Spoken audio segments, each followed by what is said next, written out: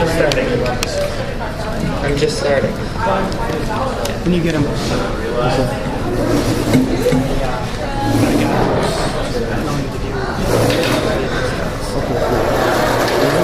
Hello, everybody, and welcome again to welcome again to another Freedom Open Mic Night.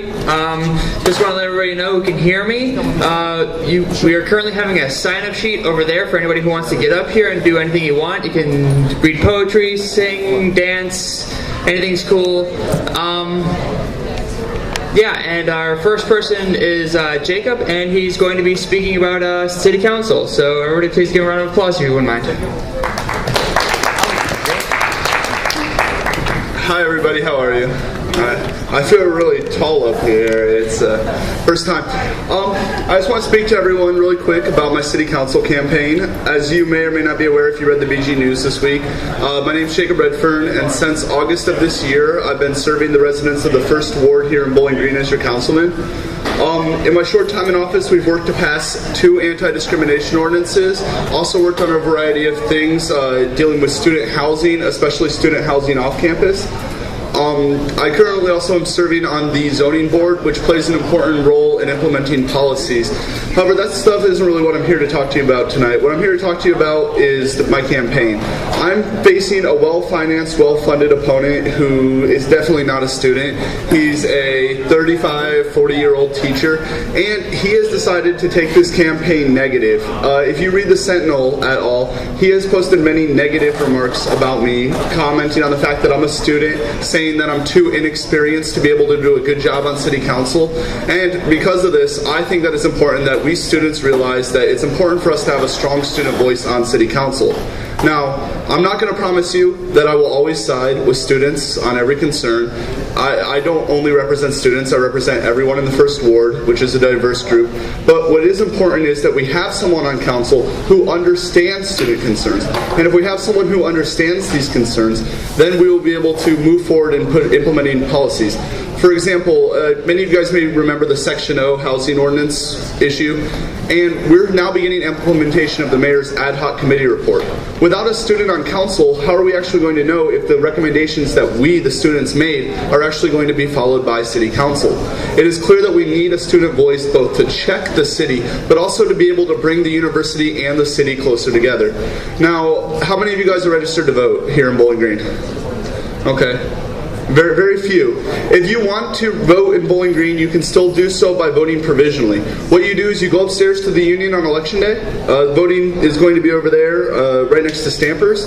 Simply tell them you want to vote provisionally, and you will be given what's called a provisional ballot. This will automatically change your voter registration to wherever you tell them that you live, and give you the chance to vote here in Bowling Green for issues that directly impact you. Almost everything the city does has a direct impact on us as students, and as such it's important that we have our voices heard. Therefore, I would just urge anyone who wants to vote on election day. Does anyone have any questions or concerns about city council? Alright, well thank you very much for this opportunity to speak.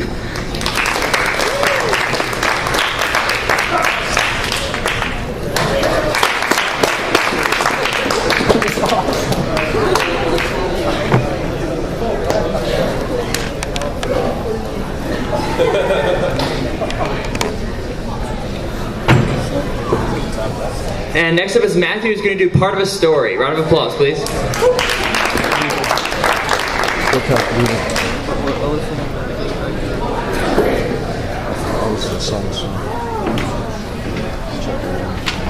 I'd say part because honestly I don't think I have enough speaking abilities to finish it. And it's like 10 or 9 pages. Yeah. Alright, it's called Gilded Hope. On the space colony of Dromnall, tensions are rising between the evolutionarily superior scions and the normal inhabitants. This tension reached its climax when the scion's powers developed too quickly and he lost control, resulting in the death of many school children. With this new incident, called by the scions, how will the people of Dromnall react? Proposal. Could this day be any better, Dyson? A beautiful pale blue-skinned woman with long black hair and maroon eyes asked the man beside her on the metal bench in the shopping district of Darsoon. His hair was light red with one curly bang in front of in the front, and his eyes were dark purple. His skin was practically flawless and of a perfect sky blue tone. The two had just had the best time one could have on Darsoon. They went to the best eatery in the city, Gamwick's, and afterward they moved passionately to the sounds of the Yenot Swelk Orchestra at their favorite dance hall, Huani's. He turned his face to her and replied, "Perhaps if you can answer this question." As he said this, he got off of the bench while simultaneously reaching into his pocket for a small box. He knelt down in front of her. "Lara, will you allow me to be yours?" he asked. As he opened the box to reveal a ring, it was a thin gold band with a unique silver design engraved, and in the middle was a small aqua-colored gem. Lara gasped for breath at the sight of this. They had been dating for years, and she was expecting him to be doing this, but after the many dates like this one with no proposal, she started to doubt that he would ever ask her. She even attempted to telepathically probe his mind to know if he was going to propose to her. But even though she was more formidable, this is why I'm not finishing it. Where was I now? Okay, where was mine? Even though she was more formidable psionically than Dyson, the mind probe was unsuccessful due to Dyson's mental training. Tears of joy were streaming down her face as she said, "Yes, Dyson, I do." Dyson placed the ring on her finger, and the two walked home. Declaration. For too long, we have allowed these psionic outsiders to live on our planet of Dromno. Sorry, I forgot to re-edit that colony. We allowed them to live here. No! We were forced by the infinite amount of forces to allow these supposedly superior beings to live in our midst. But as the supreme leader of this great planet, I cannot allow them to live here.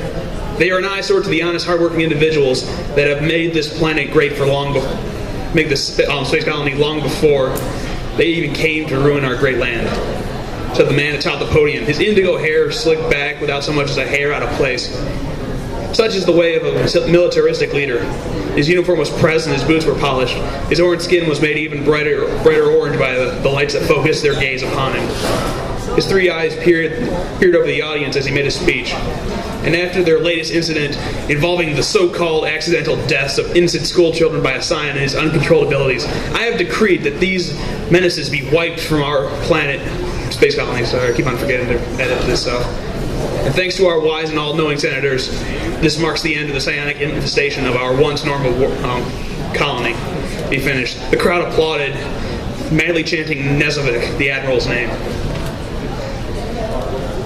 He walked down from the podium and exited the conference chamber.